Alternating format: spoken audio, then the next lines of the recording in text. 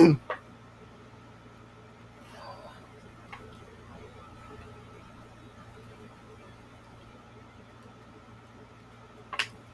rest of our journey was very easy, and a little after sunset we reached the house of my master's friend. We were taken into a clean, snug stable.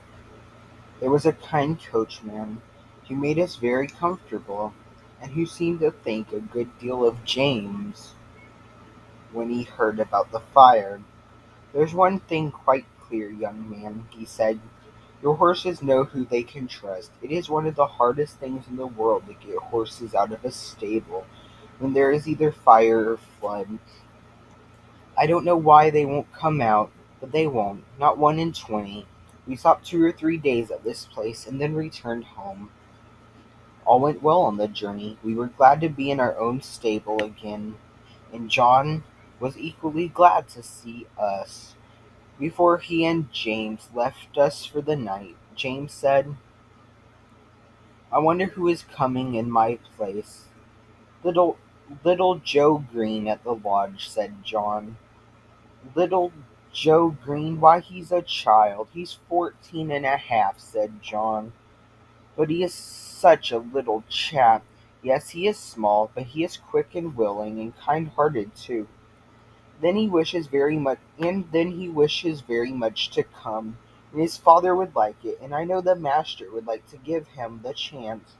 He said if I thought he would not do the he would look out for a bigger boy, but I said I was quite agreeable to try him for 6 weeks." "6 weeks?" said James. "Why, it will be 6 months before he can be of much use." "I will try you a deal of work, John."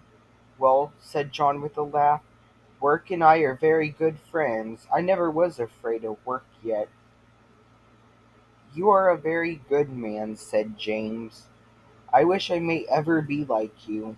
"I don't often speak of myself," said John. "But are you going away from us out into the world to shift for yourself?" "I'll just tell you how I look on these things. I was just as old as Joseph when my father and mother died of the fever, within 10 days of each other, and he left me and my crippled sister Nellie alone in the world, without a relation that we could look to for help. I was a farmer's boy, not earning enough to keep myself, much less both of us, and she would have gone to the workhouse but for our mistress.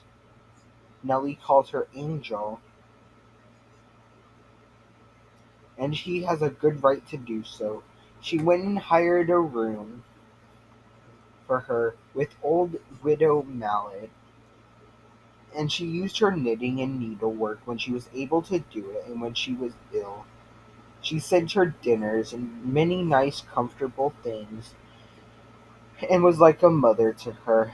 Then the master, he took me into the stable under old Norman, the coachman, that was then. I had my food at the house and my bed in the loft, and a suit of clothes and 3 shillings a week, so that I could help Nellie.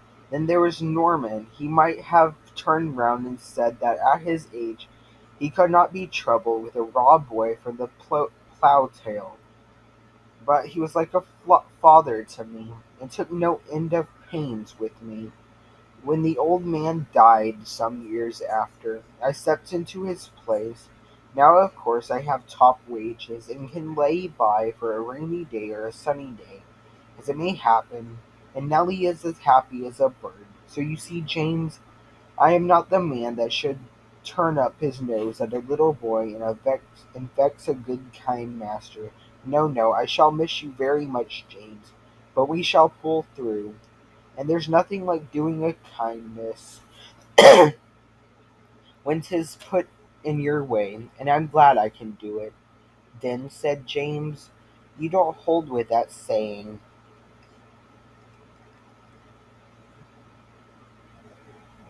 'Everybody look after yourself, and take care of number one.'" "No, indeed," said John. Where should I and Nellie have been if master and mistress and old Normans had only taken care of number one? Why, she's in the workhouse and hoeing turnips. Where would Black Beauty and Ginger have been if you hadn't had only thought of number one? Why, roasted to death. No, Jim, no. That is a selfish, heathenish saying. Whoever uses it, and any man who thinks he has nothing to do but take care of number one, why, it's a pity. But what he had been drowned like a puppy or kitten before he got his eyes open, that's what I think, said John, with a very decided jerk of his head. James laughed at this, but there was a thickness in his voice when he said, "You have been my best friend except my mother.